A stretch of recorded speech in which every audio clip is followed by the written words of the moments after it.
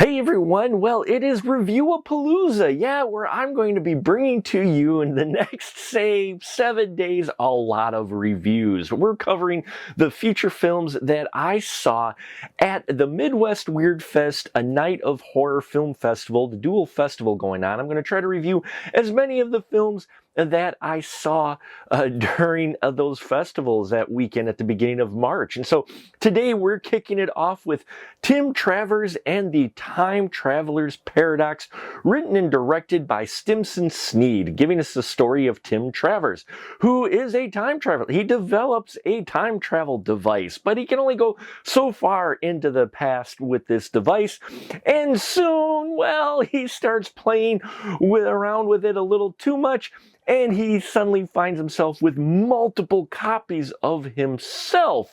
Well, as they're working out their idea to try to make this even a bigger breakthrough, they also end up having a date with a lovely person named Delilah, and one of them is taken with her. But the others are still, some of them anyway, obsessed with their project and trying to figure out how to make this even bigger and take things to even the next level. And we see how things get out of hand and chaotic as they're doing this, along with dealing with some competition who have put a hit out on them with a hitman.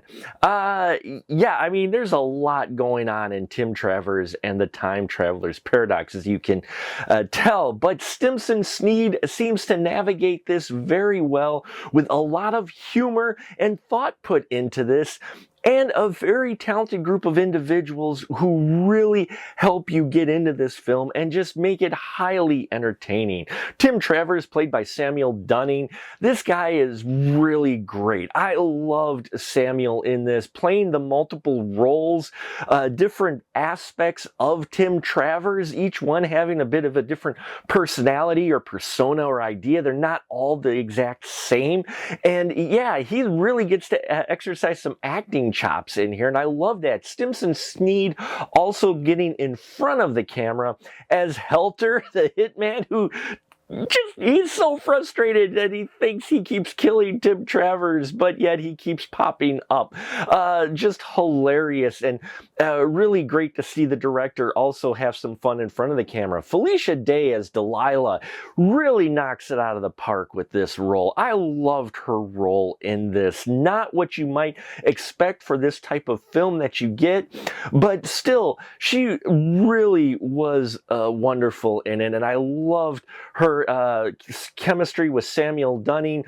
These two, they have some wonderful scenes together, and where they take her character was really great. And we get some familiar faces in here. Danny Trejo shows up as Royce, an even bigger hitman than Helter. And Royce, Danny Trejo is fantastic in this. He really plays this part well. He gets some monologue in here that was actually rather touching. I know, right?